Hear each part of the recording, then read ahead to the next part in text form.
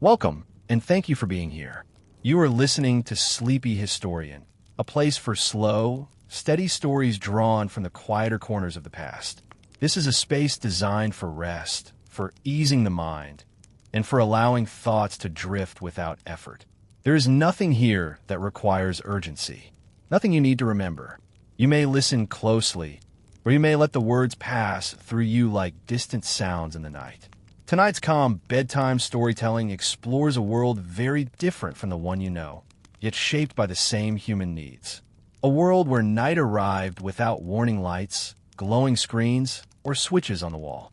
A time before fire was common, when darkness was not a momentary inconvenience, but a long and familiar condition. This is boring history for sleep, told gently, without haste, and without sharp edges. Before we begin, take a moment to settle. Allow your shoulders to loosen. Let your breathing slow, becoming deeper without effort. If your eyes are open, they may grow heavy. If they're already closed, there's nothing more you need to do. The story will continue whether you are awake for every word or not. For most of human history, night was not softened by constant light. When the sun slipped away, it took vision with it. Shapes dissolved, distances shortened. The world became smaller, closer, and quieter. Darkness did not rush in suddenly. It spread gradually, like a slow tide, filling valleys first, then fields, then the spaces between trees and homes. People learned to live within this darkness. They did not conquer it. They did not banish it. Instead, they adjusted their bodies, their routines, and their expectations. Survival was not dramatic. It was patient. It was repetitive. It depended on knowing when to stop moving, when to stay still, and when to wait. In those distant nights, warmth was not guaranteed. Vision was unreliable. Sound carried farther than sight. The human senses adapted, leaning into what remained when light was gone. Hearing sharpened. Touch mattered more. Memory filled in what eyes could no longer confirm. This history is not told through battles or grand discoveries. It is found in the ordinary hours between sunset and sunrise, in the ways people positioned their bodies for warmth, in how they listened for familiar sounds, in how they accepted discomfort without naming it as hardship. These were nights endured quietly, one after another, across generations. As you listen, you may notice that the pace is unhurried. That is intentional. Night itself moved slowly. Without clocks glowing on walls, time was measured by sensation, by the cooling of the air, by the stiffness in joints, by the gradual softening of alertness into drowsiness. For those living before common fire, the night was longer than what you experience now. It stretched outward, uninterrupted. There were no small lights to check the hour, no gentle lamps to reassure. Once darkness settled fully, it remained heavy and complete until morning chose to return. Some nights were calm, others were restless, but all were accepted as part of life. People did not expect comfort in the way modern listeners might. They expected continuity. To pass through the night intact was enough. To wake again was success, even if unnamed. You do not need to imagine danger here. The story is not about fear. It is about adjustment, about endurance without drama, about the way humans learned to make themselves smaller in the dark, conserving energy, conserving warmth, conserving attention. As this story unfolds, you may occasionally hear second-person phrases, gentle and sparse, describing physical sensations or moments of fatigue. These are meant to guide your imagination softly, not to pull you awake. At any point, if sleep arrives, you are welcome to let it take over. The past will continue without you. If you find comfort in this kind of history for sleep, you are invited quietly to return again, to listen on other nights, to leave a small sign of appreciation if you wish, though nothing is required. This space exists to be steady, not demanding. Tonight, we begin before fire was common, before light could be summoned at will, before night was shortened or softened. We begin at the edge of day, as the sun lowers and the first shadows stretch longer than expected. The darkest nights were not survived through strength alone. They were survived through stillness, through routine, and through a deep familiarity with waiting. As the light fades and the world narrows, people did what humans have always done best. They adapted, and as you rest now, safe in the present, you may let the distant past unfold slowly, one quiet night at a time. By the time the sun touched the horizon, light was already beginning to withdraw from the edges of daily life. In the hours before sunset, people moved with an unspoken awareness that time was narrowing. Tasks that required sight were finished first. Tools were returned to familiar places, not because order was preferred, but because searching in darkness wasted energy. Hands learned where objects belonged, memorizing their shapes and weight while light was still available. As the skies softened from blue to muted gold, the air began to cool. Warmth lingered near the ground at first, held briefly by soil and stone, but it did not stay long. Without common fire, there was no final burst of heat to push back the evening chill. Instead, bodies adjusted gradually, shoulders drawing inward, movements slowing as the day prepared to close. People watched the sun not for beauty, but for timing. When its edge slipped behind distant hills or trees, it marked a boundary. After that point, distance became uncertain. Paths blurred. Faces were harder to recognize. Voices mattered more than expressions. In these moments, you would notice how quickly detail faded. Colors flattened. Depth collapsed. What remained was shape and motion, and even those thinned rapidly. The world seemed to pull closer, enclosing itself around what was immediately reachable. As twilight deepened, sounds changed. Daytime noise softened, replaced by quieter signals. Footsteps became more careful. Speech lowered in volume, not from fear, but from habit. Sound carried differently at night, and people learned early that excess noise offered no advantage. The body responded without instruction. Eyes strained briefly, then surrendered. Muscles relaxed into smaller, more economical movements. There was no reason to stand tall when there was nothing left to see at a distance. Sitting, crouching, or lying down conserved warmth and energy. For those living before fire was common, sunset did not signal activity. It signaled restraint. The goal was not to fill the night, but to pass through it intact.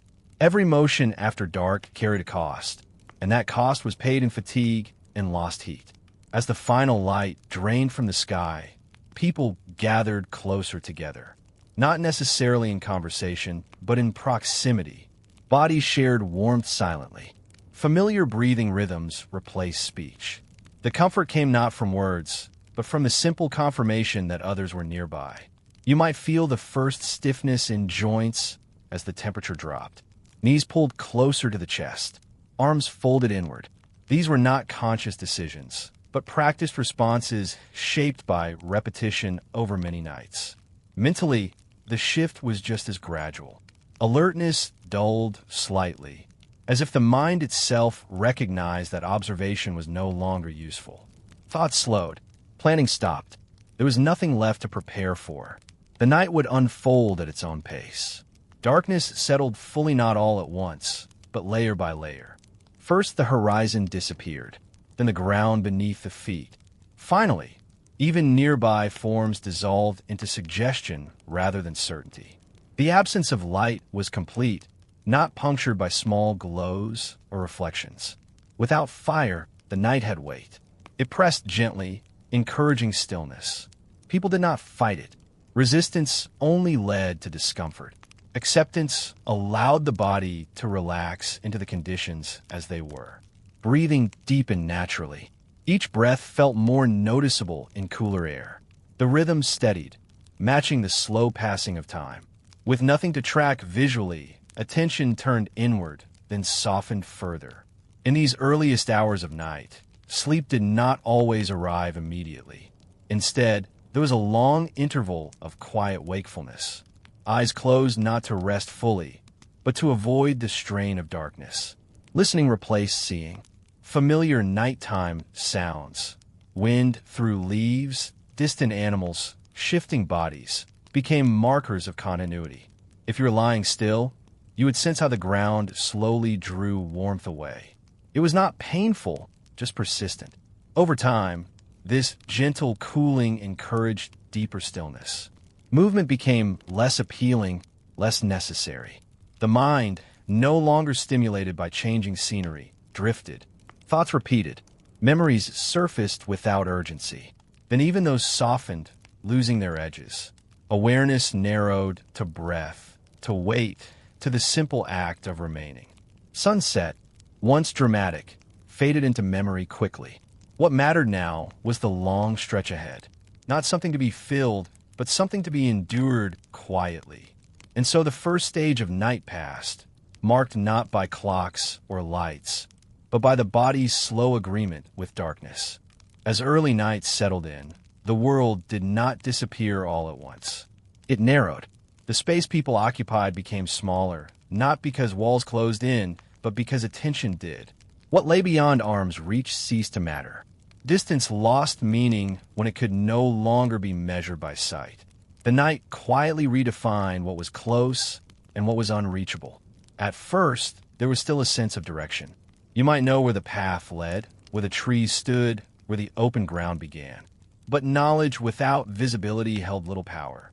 The mind adjusted, turning away from what could no longer be confirmed. Sounds became the new boundaries.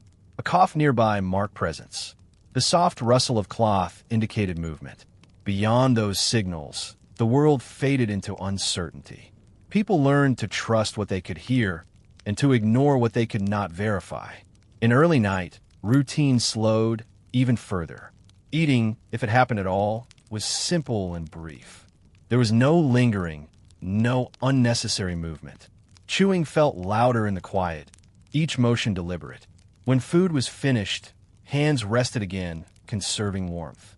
The body, still holding some memory of the day's activity, resisted full rest. Muscles twitched occasionally. Shoulders shifted to relieve pressure. These small adjustments were reminders that comfort was temporary and always negotiated. You would notice how quickly the ground cooled. Earth that had been warm only hours earlier now drew heat steadily. Stone surfaces felt even colder. People learned where to sit and where not to. Familiar spots were chosen not for comfort, but for predictability. Clothing, often limited, became more important as night deepened. Fabric was pulled tighter, wrapped more carefully. Gaps were closed instinctively. The goal was not warmth, but slowing the loss of it.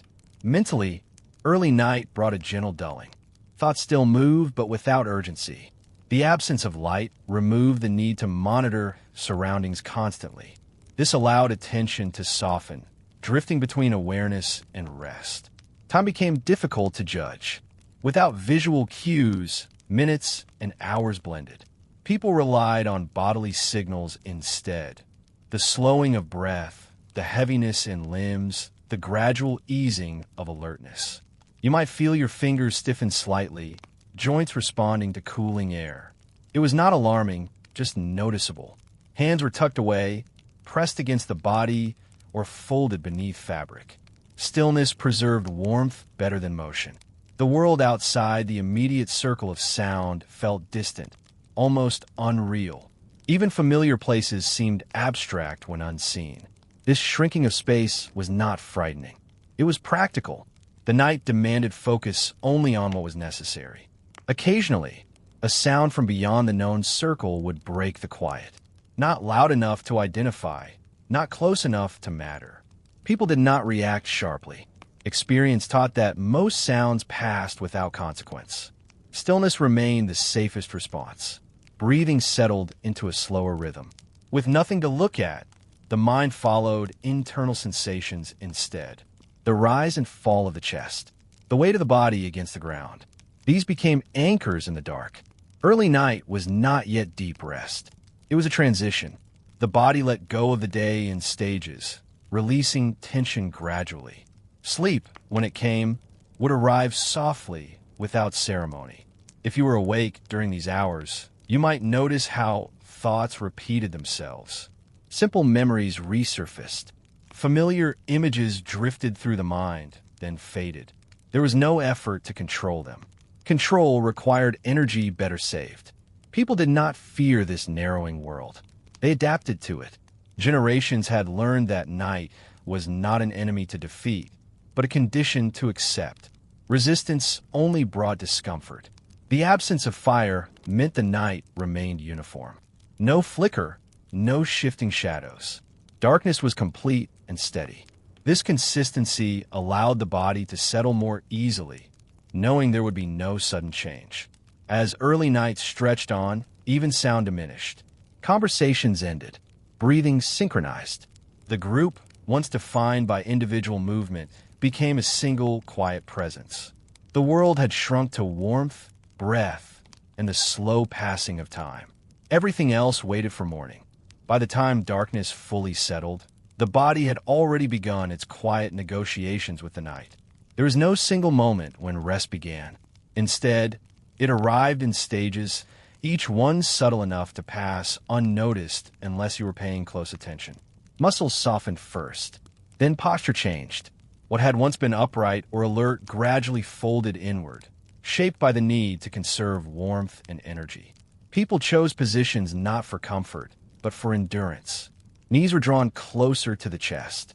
Arms crossed the torso. Backs leaned against whatever surface felt most familiar. These arrangements were learned over time, refined through countless nights of trial and adjustment. You would feel how stillness became easier than movement. Each shift cost warmth. Each unnecessary motion invited stiffness later. So the body learned to remain quiet, to settle into a shape that could be held for hours. Breathing slowed further, deepening without effort. With the eyes closed, the absence of light removed distraction. Thoughts thinned, no longer pulled outward by the world. What remained were sensations, pressure, temperature, the gentle rhythm of breath. The ground, now fully cooled, pressed its presence upward. It was not painful, just persistent. People adjusted once or twice, then accepted it. Acceptance conserved strength. Clothing, already arranged carefully, was checked again through touch rather than sight. Fabric was smooth, edges tucked. Skin found skin where possible, sharing warmth. These movements were small, practiced, and nearly silent. Mental alertness faded unevenly. Some minds drifted quickly. Others lingered, turning over the day in fragments. There was no urgency to resolve thoughts. Night did not demand conclusions. It allowed them to remain unfinished. You might notice a gentle heaviness behind the eyes, even though there was nothing to see. Lids closed not because of darkness, but because the muscles simply let go. The face softened, the jaw unclenched. Occasionally, the body startled itself awake with a small movement, a leg shifting, a shoulder rolling. These were reminders that rest was not yet complete. They passed quickly, followed by deeper stillness. The cold, though present, was steady. It did not worsen suddenly. This predictability mattered. The body could adjust gradually, tightening where needed, relaxing elsewhere. Sudden changes demanded attention. Steady conditions allowed surrender. People understood that sleep in darkness was lighter than sleep by fire. Without warmth or light, rest remained closer to waking. This was not considered a flaw. It was simply how night worked. You would sense the mind slipping in and out of awareness. Sounds entered and faded without forming images.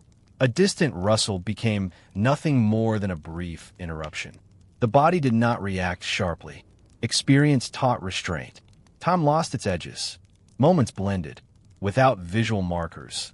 The night became a continuous stretch rather than a sequence. This made endurance easier. There was no waiting for a specific hour, only drifting. Hands, now fully warmed by contact with the body, relaxed. Fingers curled naturally. Tension eased from joints. Even discomfort softened when it was no longer resisted. The heart slowed, not dramatically, but noticeably. Each beat felt less demanding. The body shifted into maintenance mode, preserving itself quietly. You might feel the coolness along the edges of the body, the tips of toes, the outer arms. These areas surrendered warmth first. The core remained protected. This was instinct, refined over generations. Sleep, when it arrived, was shallow but restorative. Dreams, if they came, were simple and brief. Often there was only darkness, punctuated by occasional awareness. People did not expect uninterrupted rest. They accepted waking briefly, adjusting position, then returning to stillness. This pattern was normal, unremarkable. The night held them without ceremony. No firelight danced on walls. No shadows moved. Darkness remained consistent, allowing the body to trust its surroundings. As the hours deepened, even the sense of self softened. Identity blurred into sensation. The mind loosened its grip on thought, content to drift. The body had done what it could. It had settled. It had adapted. The rest belonged to the night now. By the middle of the night, warmth was no longer something the body expected to gain. Midnight arrived without announcement. There was no bell, no visible shift, no clear dividing line between earlier darkness and the deeper hours that followed. What changed instead was the body's relationship with its surroundings. Heat, once merely reduced, now felt carefully guarded. People slept knowing that nothing external would improve their condition until morning. No flame would be stirred. No light would return for many hours. The night had settled into its longest stretch, and the body adjusted accordingly. You would feel the cold most clearly when you stirred. Stillness preserved what warmth remained, but movement released it. Even a small shift sent a faint chill across the skin, like a reminder to remain where you were. So people learned to wake without moving, to become aware while staying still. Breathing was shallow but steady.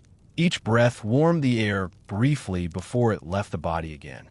The rhythm itself became comforting, a quiet assurance that life continued even in the absence of light. The surrounding darkness felt thicker now. Earlier, the mind still remembered shapes and spaces. At midnight, those memories faded. Rooms became abstract. Corners disappeared. Everything beyond arm's reach might as well not exist.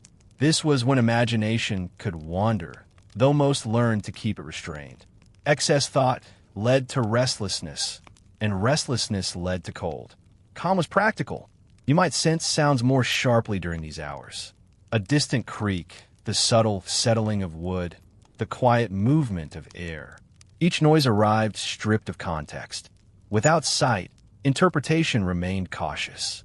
People did not rush to identify every sound. Experience taught that most were harmless. Responding to each one wasted energy. Instead, the body listened without reacting, allowing sounds to pass through awareness and fade. Sleep came and went in layers. Short stretches of rest were followed by brief awakenings. Eyes remained closed during most of these moments. There was no benefit to opening them. Hands occasionally tightened against the body, pulling fabric closer. Feet pressed together for warmth. These adjustments were small, almost unconscious. At this hour, the mind became less verbal. Thoughts no longer formed full sentences. Images, if they appeared at all, were fleeting and dim. Mental effort felt heavier now, and so it was avoided. You would notice a gentle stiffness settling into joints. Knees, shoulders, and a lower back reminded the body of their presence. Discomfort was not sharp, just persistent. It encouraged stillness rather than movement. People accepted this stiffness as part of night. It was expected. Morning movement would loosen it again, eventually. There was no urgency to fix it now. In communities without fire, midnight was not feared, but it was respected. This was the point when endurance mattered most. Earlier hours allowed some flexibility. Later hours demanded patience. The absence of light also softened the sense of time. Minutes stretched. The mind could not measure passing moments easily. This uncertainty was strangely calming. Without expectation, there was nothing to anticipate. You might drift into a shallow dream and surface again without noticing the transition. The boundary between sleep and waking blurred. Both states felt similar in the dark. Occasionally, someone nearby shifted position. The sound was subtle, a fabric brushing against skin or ground. It reassured rather than disturbed. Shared presence meant shared survival. Solitude, when experienced, was heavier at midnight. Those alone became more aware of the vastness around them. Even then, the response was usually inward rather than outward. Conserving energy remained the priority. The cold pressed gently now, not aggressively. It reminded the body to remain compact to protect the core. Extremities cooled further, but sensation dulled enough that it rarely became distressing. Breath formed the main connection to the world. Inhaling, exhaling. The cycle continued regardless of thought. It was something to focus on when awareness sharpened unexpectedly. People did not count breaths, but they felt their steadiness. Regular breathing meant the night was being endured successfully. At some point, awareness softened again. The body slipped back into shallow rest, accepting the conditions rather than resisting them. This acceptance made the hours pass more easily. Midnight held no drama. It offered no relief. It simply existed as a stretch of darkness to be moved through slowly. The body understood this. It remained quiet, conserving warmth, waiting without impatience for what would eventually come. By the later hours of night, cold no longer arrived as a sensation. It settled as a condition.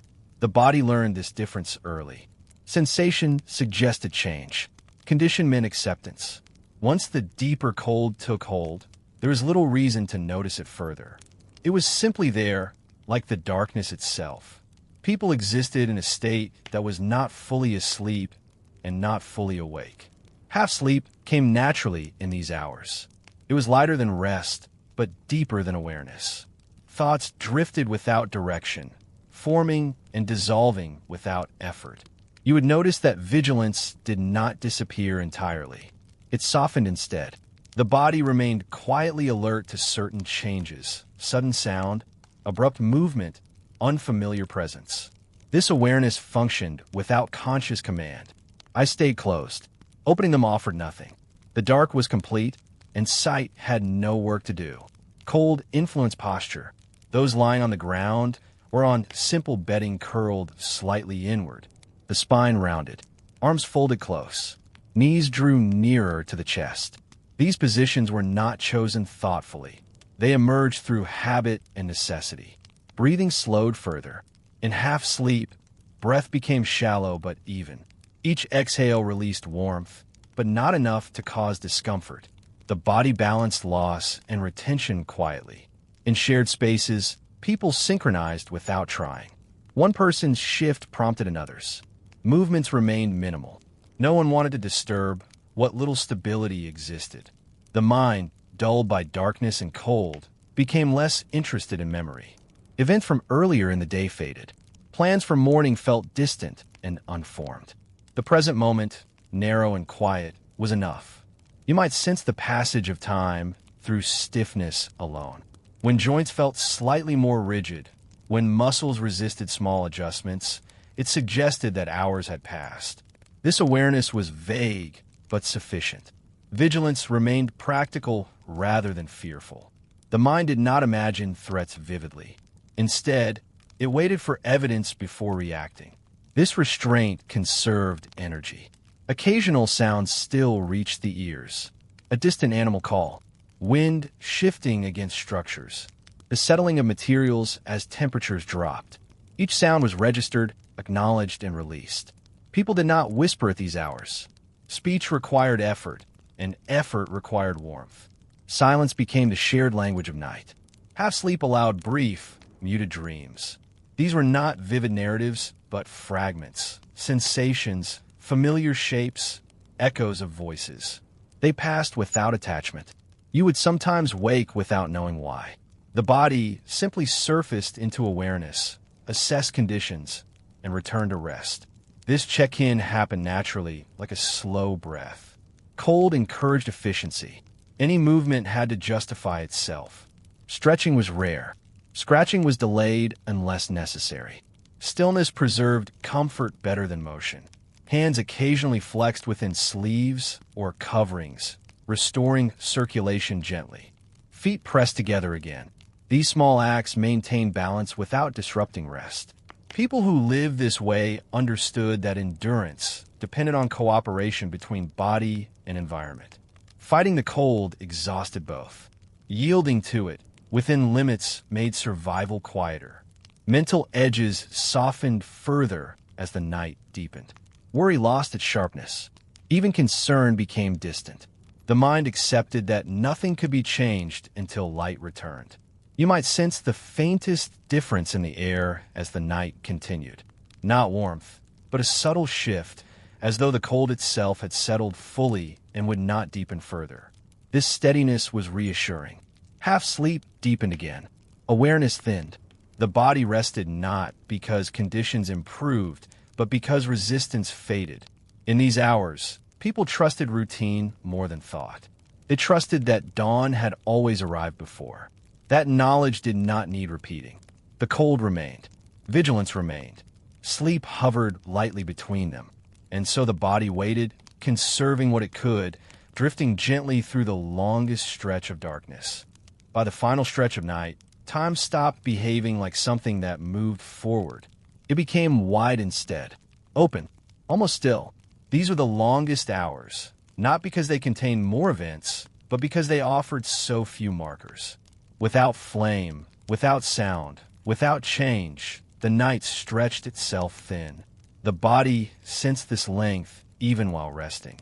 Sleep at this stage was no longer a single state. It came in shallow layers.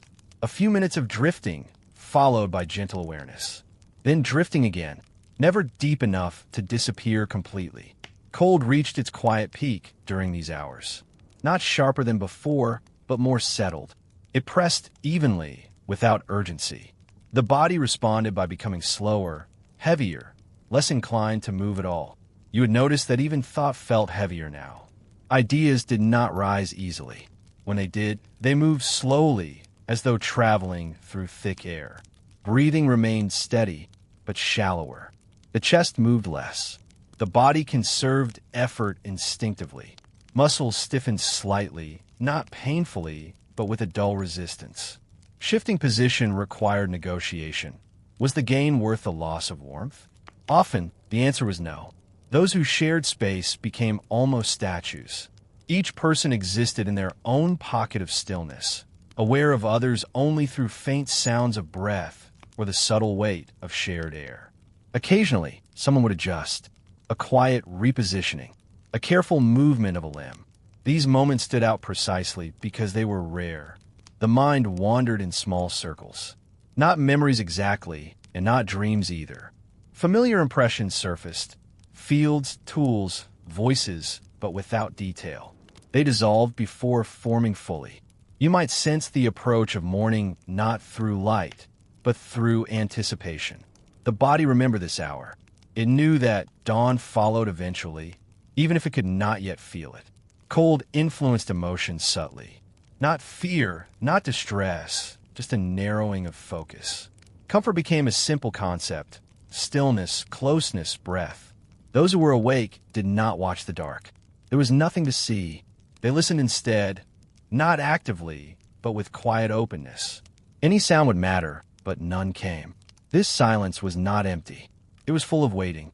The body occasionally performed small internal checks. Fingers flexed faintly, toes pressed together, shoulders eased downward. These movements reassured circulation without breaking rest. People who endured these nights understood that dawn was not an event. It was a gradual permission to move again. Until then, restraint ruled. You would feel fatigue not as sleepiness, but as heaviness. The desire was not to sleep deeper, but simply to remain where you were. Time blurred. Minutes lost meaning. Only the sense of not yet remained. The cold no longer felt like an intruder. It was simply the condition of existence, accepted without commentary. Thoughts thinned further. The mind drifted closer to silence. Awareness became minimal, like a small light kept burning inside, not to see, but to remain present. Breathing synchronized naturally with others nearby. The shared rhythm created a sense of quiet continuity, even in darkness. In these hours, people trusted endurance more than hope. Hope belonged to daylight. Endurance belonged here. You might feel a faint ache in joints or muscles, not sharp enough to demand attention, but present enough to be noticed if focus drifted there. Most avoided focusing on it. Stillness protected warmth. Awareness protected safety. Together, they carried the body forward through time. Eventually, so subtly it barely registered, the darkness changed quality. Not brightness, but texture. The air felt different, slightly less dense. The body noticed before the mind did. This was the earliest hint of morning.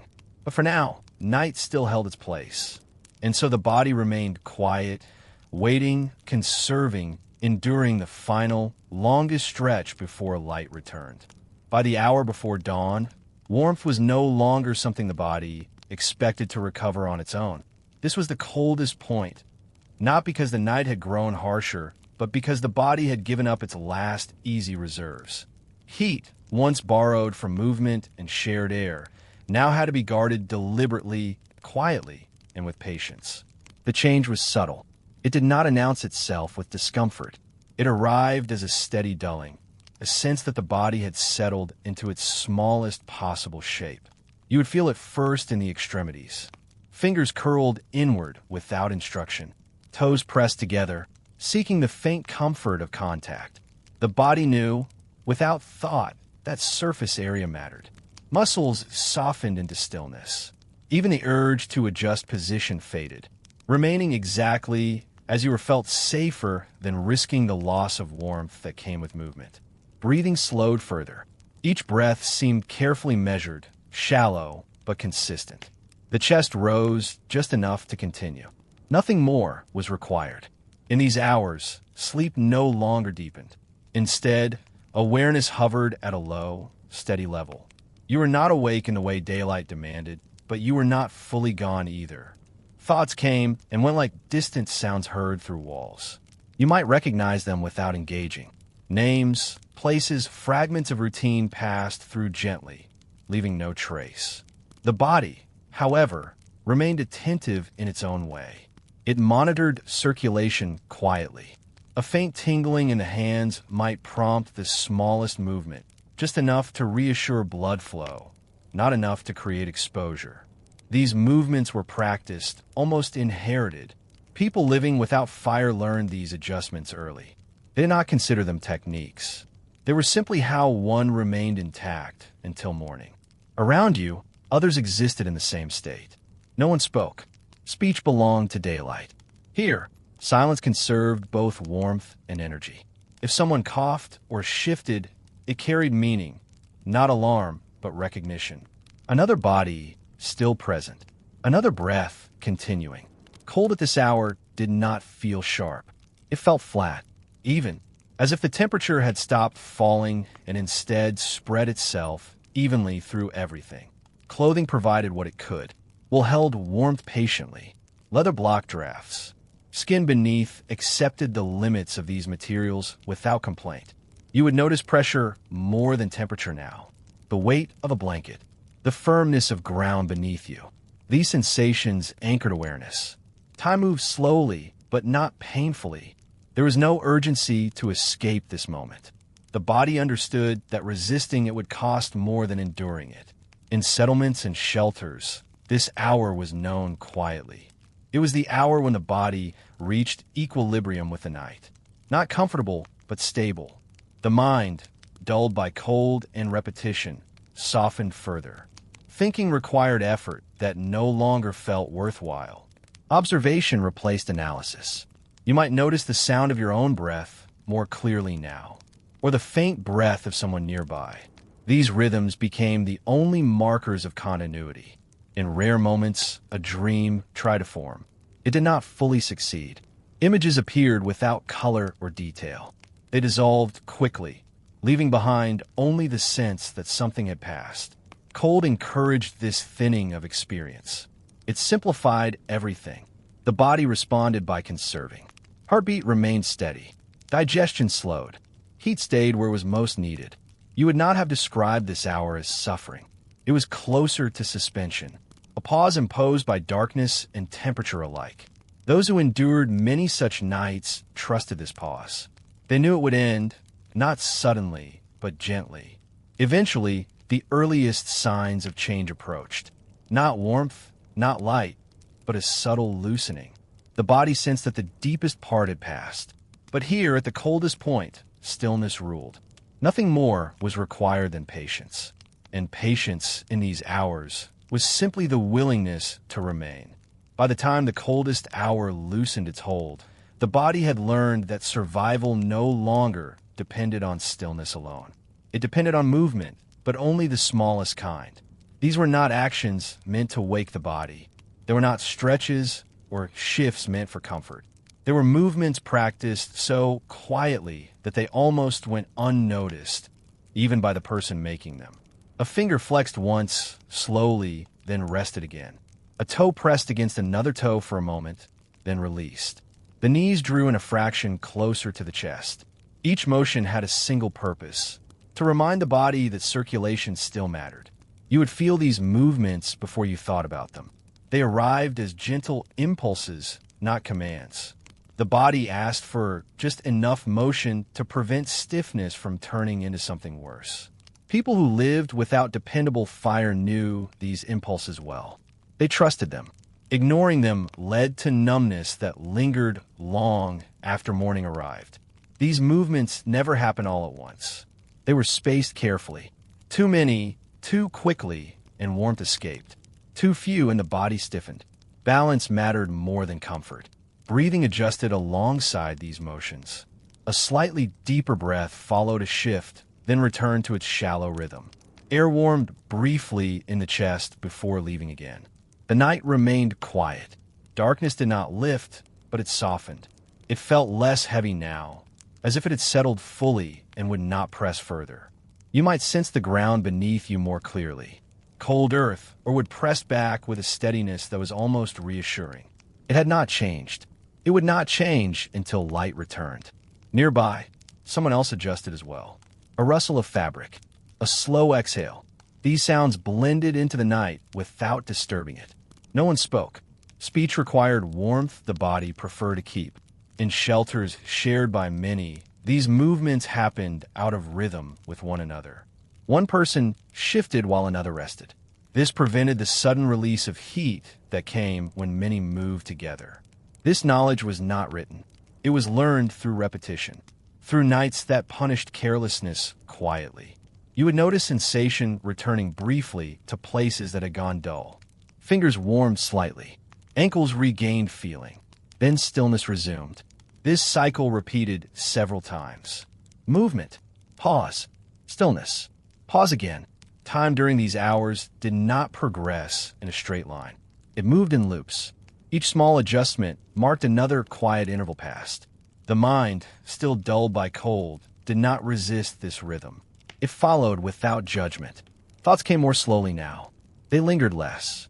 Even memory felt distant, as if it belonged to another body entirely. You might recall warmth, not vividly, but as an idea, a sense that warmth existed somewhere else, at some other time. That was enough. The body continued its careful work. Blood flow adjusted. Muscles remained pliable. Joints avoided locking completely. People who survived many winters trusted these motions deeply. They passed them on without explanation. Children learned by watching adults who never spoke of it. These movements were not dramatic. They would not stand out in memory. But without them, many mornings would have come harder or not at all. The night air remained cold, but no longer oppressive. It felt familiar now. Known. You would sense that dawn was approaching long before it arrived. Not through light, but through the body's response. The deepest cold had passed. Now came endurance. Stillness and motion worked together. Neither could succeed alone. And so the body continued, quietly, patiently, moving just enough to remain whole. By the time your senses began to notice the first subtle changes, the night had stretched longer than it seemed possible. The air remained still, yet held a softness that hinted at the approaching light. Darkness no longer pressed against your skin as sharply. It had thinned imperceptibly, though you could not yet see the difference. This was the stage in the night that those accustomed to living without fire learned to recognize. The moment when endurance quietly gave way to anticipation. The first signals were faint, a barely audible rustle of wind outside, a shift in temperature so slight it could have been imagined. The body, conditioned by repeated exposure, began to sense the subtle return of warmth. Blood moved more freely in the extremities, and stiff joints began to relax in tiny increments. You might adjust slightly, flexing a knee or curling a hand, just enough to confirm sensation had returned. These small acts were reassuring, almost ritualistic, performed unconsciously, yet they carried significance. They told you that the night's deepest cold was passing. The mind, dulled from hours of semi-sleep, responded to these cues without effort. Thoughts drifted, unformed and gentle. You remembered the soft glow of a lantern in an earlier evening, the sound of a companion shifting beside you, the faint scent of wood smoke from distant hearths.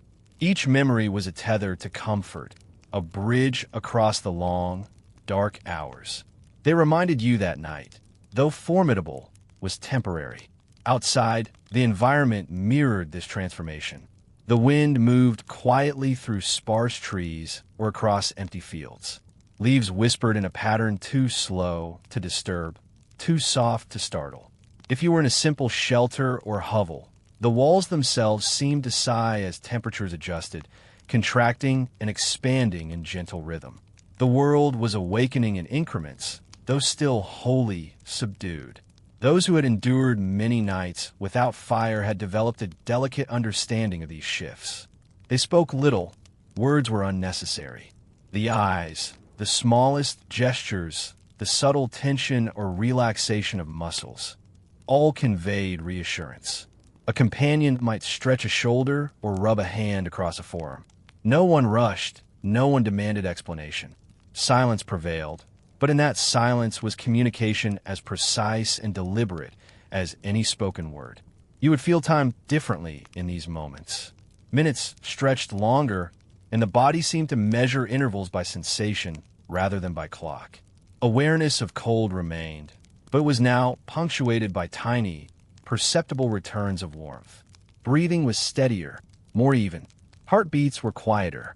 The rhythm of life, slowed by hours of near stillness, began its gentle acceleration toward morning. Every motion now carried purpose. A subtle shift in position could encourage circulation in the feet or hands, or it could prevent stiffness in the back and shoulders. You learned that minimal effort could yield maximal preservation, a principle repeated in countless generations before mechanical heat or the ease of fire. These practices were often learned in childhood, absorbed through observation, rarely spoken aloud. Knowledge of endurance was quiet, deliberate, and enduring. The night retained its authority, but it was no longer dominant. You sensed a boundary had been crossed, the threshold between complete darkness and the earliest hints of transition. Shadows became slightly less oppressive. The mind, though still in semi-slumber, detected layers of texture in the dark, as if walls, floors, and the contours of the body were clearer than before. This period, waiting for change, was both the end and the beginning. The longest stretch of vulnerability had passed, and the promise of the approaching day was not yet realized.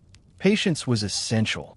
Movement remained minimal, conscious but slow, as even a small overexertion could undo the fragile comfort gained from the long night. Your body reminded you through mild discomforts, a tingle in a toe, a tightness in the wrist, an ache in the shoulder. These were subtle prompts, not warnings, and they guided the timing and degree of motion. In these quiet hours, the mind learned to drift and observe without judgment. You noticed the rhythms of companions, slight breaths, barely perceptible shifts, or the occasional sigh. The night had imposed restraint, and in the first indications of change, that restraint was gently relaxed. Awareness expanded to include the entire environment.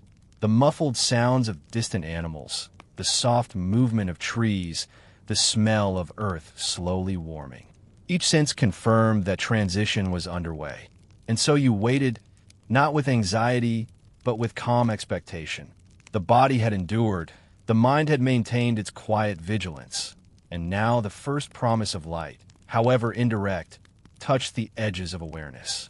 Those accustomed to such nights would recognize it immediately, a signal that survival, though not guaranteed, had been maintained. The transition was gradual, imperceptible in most ways, but absolute in its significance. By the time these changes became fully perceptible, small movements could be increased slightly. encouraging a fuller return of warmth. You could flex limbs a bit more, shift weight, or rub hands together with confidence. Nothing was rushed. Everything unfolded with a deliberate slowness that respected the body's fragile endurance. The first moments of daylight would arrive, but only after this careful preparation, this quiet observance of incremental change. You sense that your companions, too, understood this rhythm. No words were spoken, none were necessary. Shared experience created an unspoken bond, a trust that each person would navigate the passage from the longest night to the first day with care. Every tiny movement, every pause, and every breath was a testament to patience and endurance. Thus the night, once absolute, had softened into transition. Darkness remained, but it no longer commanded. The body and mind prepared for the light, quietly, deliberately, and with careful attention to the small signs of warming and return. The longest night, survived without fire, was giving way to the earliest moments of dawn. By the moment the horizon first softened, warmth began to seep back into the world with a patient, almost imperceptible hand. Dawn did not announce itself with brilliance. Instead, it crept through the cracks of doors, the small openings between thatched roofs, and the thin slats of wooden shutters. The darkness of the longest hours lifted gradually, and you could finally observe the contours of the shelter and the figures within. Shadows shrank, revealing details that had been hidden in obscurity. The texture of walls, the unevenness of floors, and the subtle movements of companions preparing for the day. Your body, once rigid from hours of stillness, responded slowly to the first signs of morning. Muscles extended and contracted with deliberate care, awakening from the cold-induced immobility. Fingers and toes regained warmth in faint waves, carried gently by circulation returning to its natural rhythm. You flexed shoulders, rolled wrists, and shifted the weight of your body in small increments. Each motion was deliberate, a quiet exercise in reclaiming comfort and preserving energy, ensuring that no sudden strain disrupted the fragile recovery from the night. Inhabitants of this time, those accustomed to living without constant flame or artificial heat, had developed subtle rituals to greet the morning. Even before stepping outside, they engaged in small routines, stretching joints, rubbing arms and legs to stimulate blood flow, and adjusting bedding or blankets to allow the last lingering cold to escape. These movements were performed with a calm precision, almost meditative, as if each gesture was an unspoken recognition of the night endured in the day beginning. Outside, the world responded with equal subtlety. The wind, which had been motionless or barely perceptible during the dark hours, carried whispers of the day's approach. Trees rustled gently, and the faint scent of dew rising from grass or earth indicated moisture collected in the night. Animals, stirred by the gradual light, began their low, careful routines. The soft clatter of birds shifting in nests, the muted rustle of small mammals moving through underbrush, or the distant scratching of larger creatures in search of early nourishment. None of this was abrupt. All were measured, deliberate, and comforting in their predictability. You might hear companions softly moving about, each sound a reassurance. The shift from night to morning was communal, even without words. The creak of a floorboard, the gentle brush of fabric against skin, the quiet sigh of someone rising or adjusting. These auditory markers signaled that the long vigil had ended, and a collective acknowledgement of safety, however fragile, had returned. No one rushed. Each person's pace was dictated by instinct, by the body's needs, and by the subtle cues of the environment. Water, if available, was drawn slowly, with careful attention to minimizing spillage and conserving the precious resource. Hands, chilled from the hours without heat, met the liquid tentatively, allowing the warmth to spread gradually. Faces were washed not for urgency, but for the comfort it brought, a soft ritual to prepare the body and mind for daylight. Breath, which had been shallow and cautious in the night, deepened. The chest rose and fell with calm rhythm, the heart beating in steadier cadence. encouraging a sense of reassurance and renewed vitality. Food preparation, if undertaken this early, was also measured and quiet. Grain, roots, or small portions of preserved foods were handled slowly, deliberately, as any waste could be consequential. Flames, when available, were coaxed gently, not with urgency, but with patient care, mindful of limited resources. Even without fire, the act of arranging food, handling utensils, or tending to animals became a comforting rhythm. Movement was purposeful, yet calm, blending necessity with the gentle observation of the world awakening. The first hours of light carried a sense of renewal, yet they also demanded attentiveness. Tools and implements were retrieved for daily tasks, and the body accommodated itself to longer periods of activity after a night of near immobility. You might stretch, squat, or adjust weight distribution with awareness, mindful of conserving strength for hours ahead. Simple acts, bending to lift a bucket, walking across a cold floor, feeding animals, were performed with a quiet attentiveness that balanced routine with recovery. Even mental processes followed the pattern of slow expansion. Thoughts that had been dulled by hours of darkness regained clarity. Plans for the day, small tasks, or reminders of routine unfolded naturally, gently. You considered what needed attention, not with urgency, but with an awareness that each action had consequences and each step was part of a rhythm maintained for survival. The mind and body were once again in alignment, prepared to move through a cycle of hours defined by observation, patience, and careful action. Companions' presence reinforced a sense of calm. There were no declarations, no instructions shouted across space. Instead, shared experience and familiarity guided interactions. A glance, a gentle nod, or a slight gesture conveyed acknowledgement and cooperation. Each person contributed to the shared environment with subtle but consistent effort, maintaining a balance between activity and restraint. The day's approach became a gentle affirmation that the night had been endured, and that the world, for now, was safe enough to meet without sudden strain or fear. By the time the first colors of dawn brushed the horizon with soft pastels, pale pinks, muted oranges, and gentle grays, the shelter and its occupants were fully awake. Preparations for the day were underway, marked by quiet, deliberate motions. The long night, endured in patience and careful attention to warmth and positioning, had yielded to this calm period. Survival had been maintained through minimal, measured effort, and the gentle rhythm of early morning signaled the possibility of continued safety as daylight unfolded. By mid-morning, the world had brightened steadily, though not with urgency.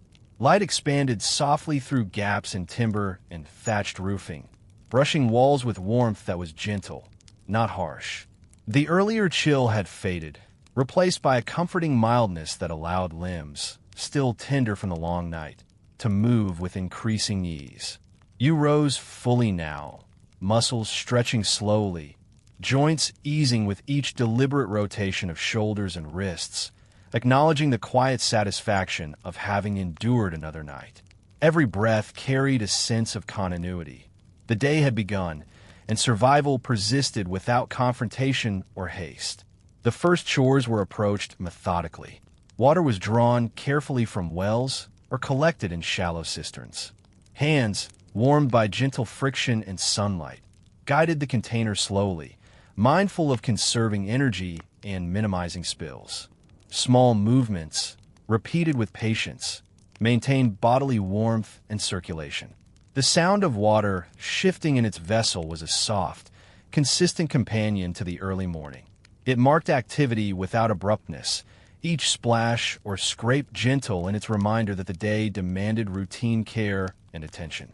Food preparation followed a similar pattern. Grains were sifted or soaked, roots and herbs handled with measured care, and small portions of dried or preserved foods were arranged neatly. Flames, if used, were coaxed gradually. The smoke, pale and wispy, mingled with the cool morning air, offering subtle warmth. The heat was rarely immediate or strong, It was enough to release aromas, stimulate the senses, and create comfort. Meals were simple, practical, and nourishing. You ate not for pleasure alone, but to fortify the body against the lingering fatigue of the night and the slow demands of the day ahead. Animals, if present, were tended with similar care. Their movement, gentle calls, and soft rustling of fur or feathers provided background rhythm. Feeding them required bending and stooping, actions executed slowly to maintain heat and minimize strain. Each interaction was a quiet acknowledgement of shared existence. Care for living creatures, even small ones, became a subtle means of asserting control over a world that otherwise held little power beyond natural rhythm. The daily chores, mundane though they appeared, were acts of measured endurance, gentle attentiveness, and patience cultivated over long experience. The surrounding environment was observed quietly as well.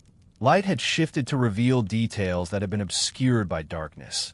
The texture of earth, the subtle color of foliage, and the gentle movement of the wind through leaves. You walked carefully on uneven ground, aware of stones and roots, aware of the coolness or dampness that could surprise unprepared feet. Each step required subtle adjustment and consideration, not because immediate danger loomed, but because the body's endurance depended on measured exertion. Even routine movement was a means of preserving strength for hours yet to unfold. Conversations, when they occurred, were calm, soft, and purposeful. Words were exchanged in low tones, describing tasks, making arrangements for labor, or coordinating shared responsibilities. Voices were neither commanding nor abrupt.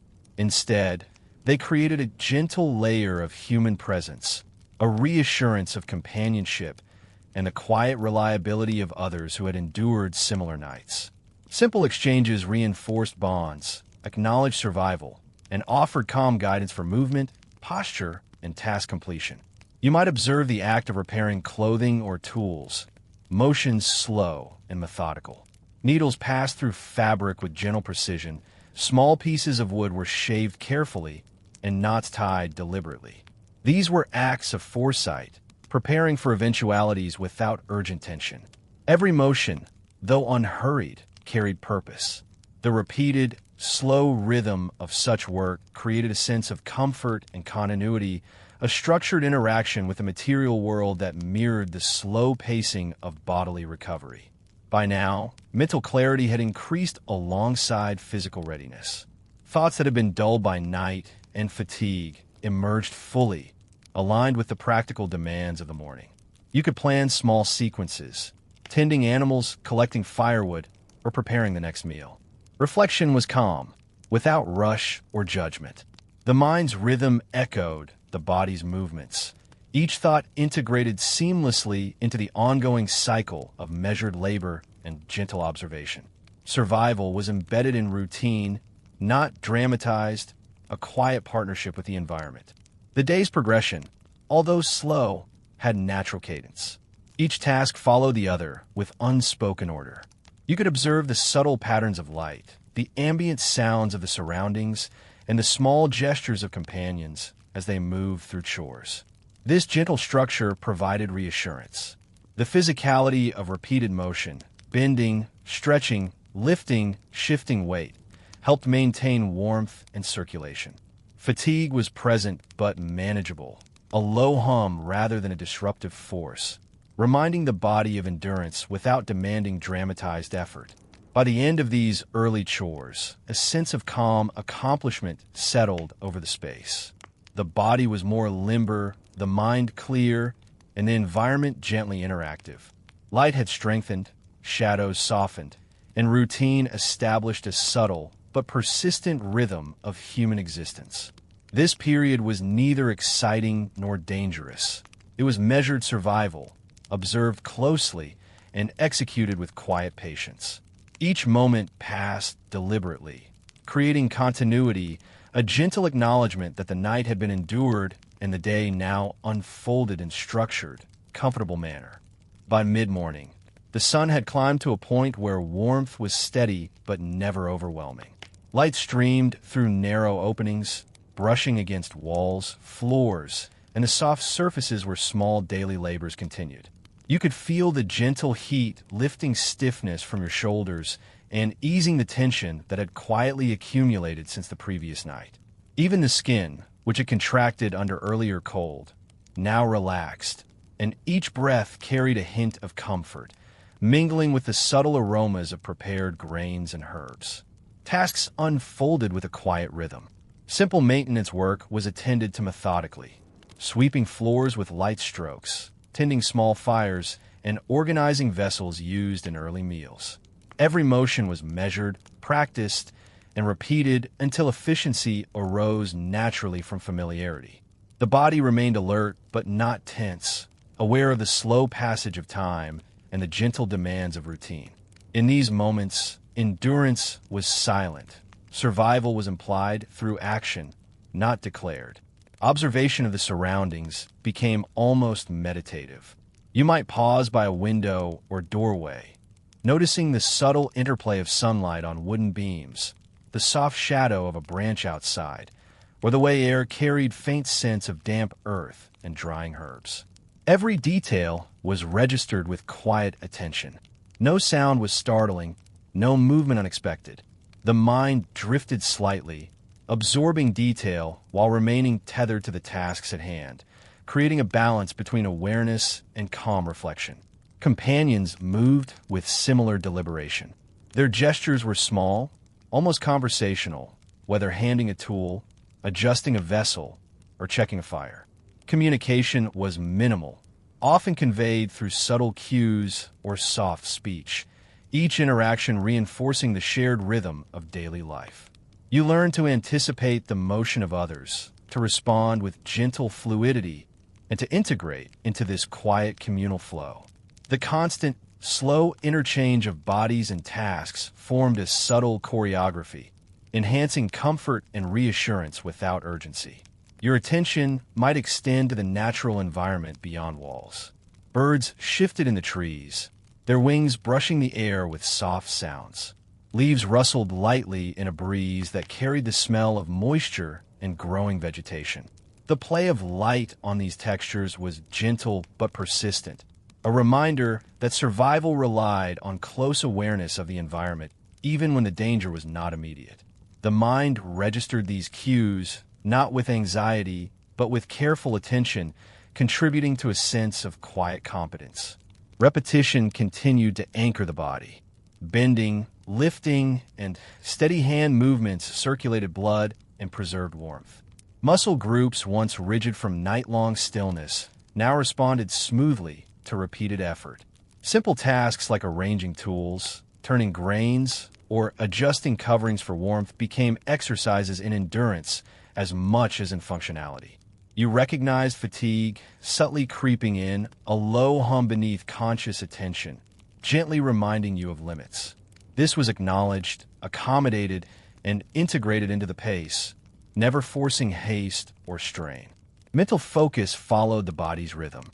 Thoughts moved with the same unhurried cadence, planning small next steps, observing patterns in light, recalling the care given to simple tasks, and appreciating the minute efficacy of slow movement. Attention to detail was effortless, punctuated by brief reflections on the past night or on quiet hours yet to come. The mind remained engaged, but the engagement was soothing rather than tense, ensuring continuity of awareness without producing pressure or urgency. By the latter part of mid-morning, subtle changes marked progress. Tasks shifted from essential survival to maintenance of comfort and preparation for the approaching afternoon. Clothing might be adjusted, bedding aired, or stored foods checked and tidied. Every adjustment followed gentle reasoning. What would best preserve warmth, maintain energy, and ensure readiness for the next phase of the day? Even these seemingly minor decisions were small exercises in endurance, demonstrating how careful, continuous attention preserved well-being over long periods. The interplay of light and shadow encouraged reflection. You might notice the long lines cast across a floor or the way the sun highlighted textures on walls and surfaces, deepening the sense of three-dimensional space within familiar boundaries. These quiet observations reinforced a gentle sense of security. The environment was steady, predictable, and slowly nurturing. Survival here was not dramatic or urgent. It was a steady partnership with routine, observation, and subtle adjustment to both body and surroundings. By the end of this mid-morning period, a satisfying harmony had been achieved. Limbs were fully limber, warmth comfortably retained, and the mind both alert and relaxed. You could observe, anticipate, and act with precision and calm. The day had evolved naturally from the stillness of night, through measured early morning chores, to this sustained period of gentle, mindful activity. Each movement, breath, and glance contributed to endurance, forming a quietly observed cycle of comfort and readiness. The subtle pulse of mid-morning continued to reinforce a sense of continuity and measured survival. Each task, observation, and interaction layered into a slow rhythm, creating space for both reflection and awareness. The world, illuminated and tactile, was comprehensible, manageable, and gently engaging. In these hours, you understood how human attention, simple action, and patient observation sustained life before modern illumination made the night fully controllable. Survival was not heroic. It was quiet, deliberate, and steady. As you shift from the quiet attentions of the morning into the late hours of this reconstructed day, a gentle realization emerges. The endurance of these past hours is not marked by drama or sudden threat, but by the accumulation of small, deliberate acts. Sleepy Historian has guided you through the subtleties of human persistence in darkness, through nights without fire, and into the slow warmth of the day, illustrating how calm observation, careful movement, and measured attention were the instruments of survival. Now, as you sit back or lie down, the world you inhabit is once again your modern, comfortable one. The night that once demanded vigilance is gone, leaving only memories of quiet sensations. You might recall the chill that drew muscles into careful contraction, or the subtle rhythms of checking surroundings in darkness. Each movement was an echo of the body's need to preserve warmth, each breath a measure of patience. The calm repetition of small chores, the steady observation of light, and the simple care of bodily needs formed a continuous thread through the hours, creating a tapestry of endurance rather than urgency. Modern comforts, though, are ever present in contrast. You have soft bedding, steady warmth, and light that requires no attention. You're free to rest without worry, to allow limbs to relax fully, and to let the mind drift. The past endurance becomes a lens through which to appreciate these comforts. Warmth without effort, light without tending, safety without constant awareness. The story of those who survived darkness before fire was common is a quiet meditation on human adaptability, patience, and the subtle artistry of small acts repeated with care. You might close your eyes and imagine the cycle of the night and the slow, cautious approach of dawn. Picture the body gradually warming, joints loosening, mind clearing from half-conscious vigilance. Recall the small movements that preserved heat and the gentle attentiveness to surroundings that ensured readiness for each successive hour. There was no hurry, no fear demanding action, only the subtle rhythm of life guided by necessity and observation. And through this reflection, your own body can mimic the calm endurance you have observed, stretching softly, breathing evenly, and releasing tension that might have lingered from your day.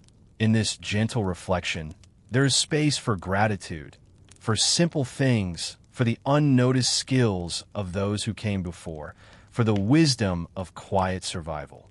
You recognize that life, in its most essential form, often requires not grand gestures, but persistent, mindful attention to the most ordinary tasks, gathering warmth, moving without waste, observing light and shadow, tending what is needed.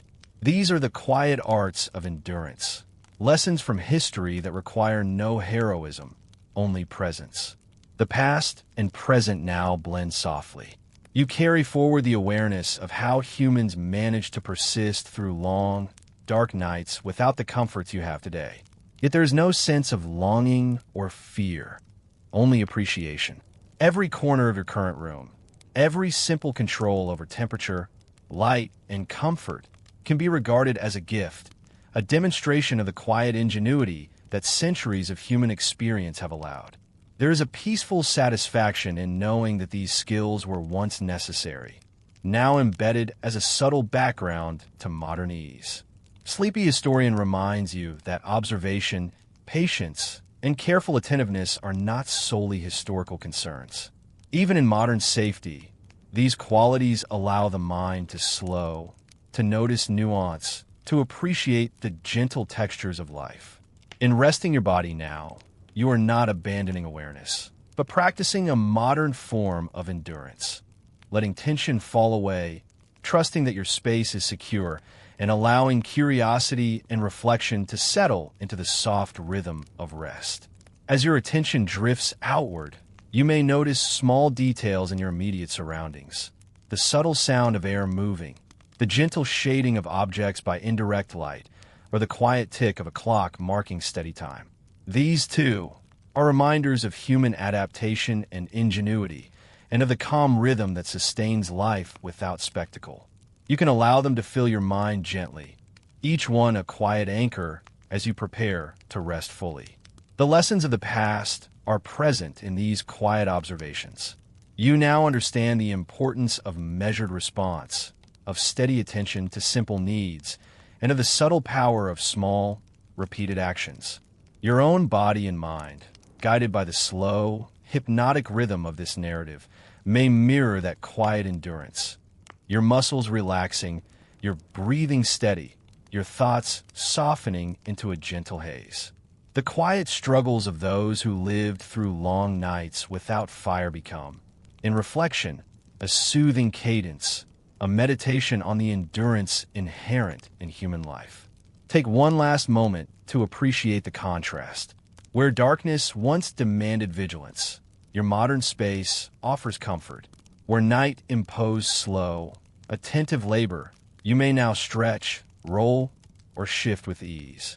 And where survival required careful observation and subtle action, you are free to simply rest. These comparisons are gentle, not alarming, enhancing rather than disturbing the peace of your current environment. The awareness of history enriches your perception, deepens relaxation, and allows for the quiet satisfaction of insight without tension. Let your mind drift, carried lightly by the imagery of candleless nights, careful motions to conserve heat, slow awareness of shadows and sounds, and the first warming touch of dawn. These gentle mental images are not commands, but companions in your calm reflection. The cycle of the past is complete, and you return fully to the present, carrying the essence of endurance, the practice of patience, and the rhythm of slow attentiveness as you prepare for rest. In this final moment, you may notice that the day outside has unfolded, steady and predictable. Your modern comforts, assured and gentle, support relaxation. You can surrender fully to stillness, allowing the quiet endurance of centuries past to merge with the soft ease of the present. Sleep comes not as an escape, but as a continuation of the calm, attentive rhythm you have followed through each imagined hour. There is no abrupt end, no dramatic flourish, only the gradual tilting into stillness, carrying you gently toward rest. And so, the story concludes, leaving you in a state of calm reflection. The endurance of the darkest nights before fire, the careful attention to warmth and safety, and the quiet artistry of human persistence have all served their purpose. To illuminate, gently, the way humans navigated uncertainty with subtlety and patience. As you rest, these images may linger, not to provoke concern, but to provide a soothing meditation on life, awareness, and the gentle passage of time. Sleep now, with warmth and soft awareness. Let the quiet lessons of history rest alongside you, comforting and steady, guiding you into a calm, restorative sleep.